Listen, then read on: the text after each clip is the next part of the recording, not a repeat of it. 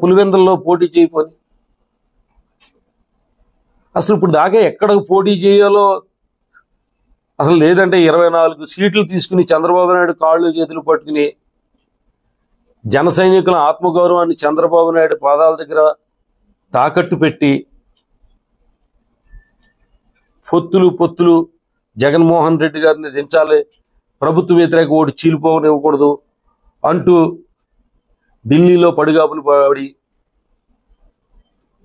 రాష్ట్ర ప్రయోజనాలు అని చెప్తుంటే ప్రజలు ఏమన్నా అమాయకులు నమ్మడానికి?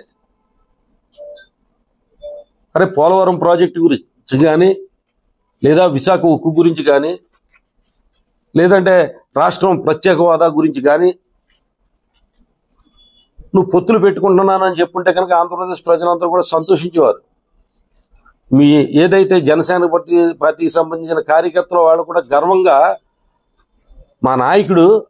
ఈ రాష్ట్ర ప్రయోజనాల కోసం, ప్రత్యేక హోదా కోసం, లేదా పోలవరం ప్రాజెక్టు కోసం, లేదా విశాఖ ఉక్కు కోసం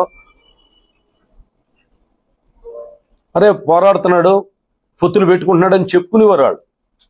కనీసం జన సైనికులకి అవకాశం కూడా ఇవ్వడం వల్ల నిన్ను ముఖ్యమంత్రిగా చూడాలని కోరుకున్న జన సైనికులందరినీ కూడా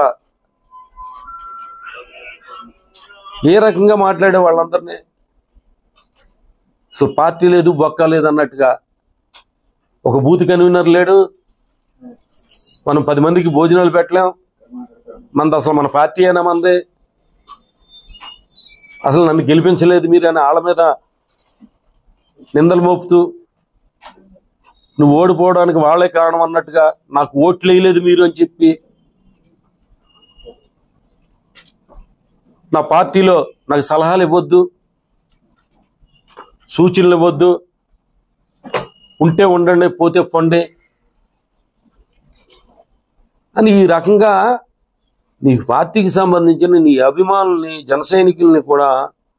అవమానించే ధోరణిగా మాట్లాడటం రాజకీయాల్లో ఇటువంటి వింత పోకడలు ఎక్కడ కూడా చూడాల. అరే మాట్లాడితే ప్రజారాజ్యం టైం నుంచి చూసుకుంటే పంచులు ఓడగొట్టి తొంతానని చెప్పి చెప్పు చూపించడం, అలా రోడ్డు మీద తరిమి కొడతామని చెప్పడం, అసలు ప్రజాస్వామ్యంలో ఎక్కడ కూడా ఏ రాజకీయ నాయకుడు కూడా వాడని భాష ఒక రౌడీ భాష. ఒక రౌడీ భాష మాట్లాడుతూ గ్రంథి శ్రీనివాస్ రౌడీ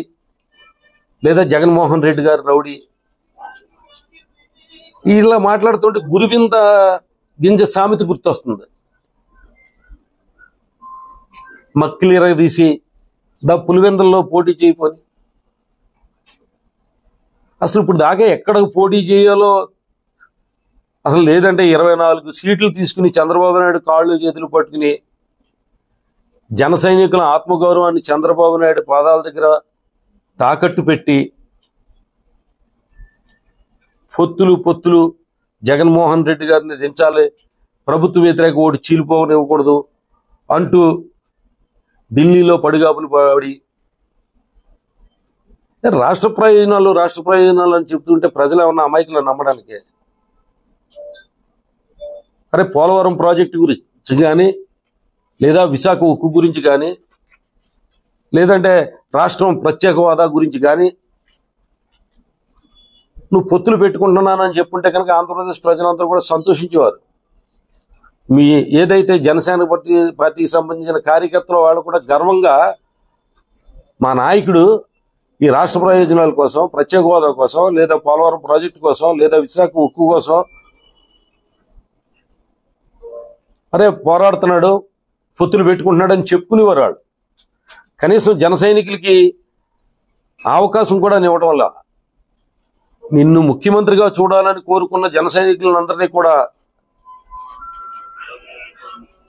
ఏ రకంగా మాట్లాడే వాళ్ళందరినీ సో పార్టీ లేదు బొక్క లేదు అన్నట్టుగా ఒక బూత్ కన్వీనర్ లేడు, మనం 10 మందికి భోజనాలు పెట్టలేం, మనది అసలు మన పార్టీ అయినా మంది,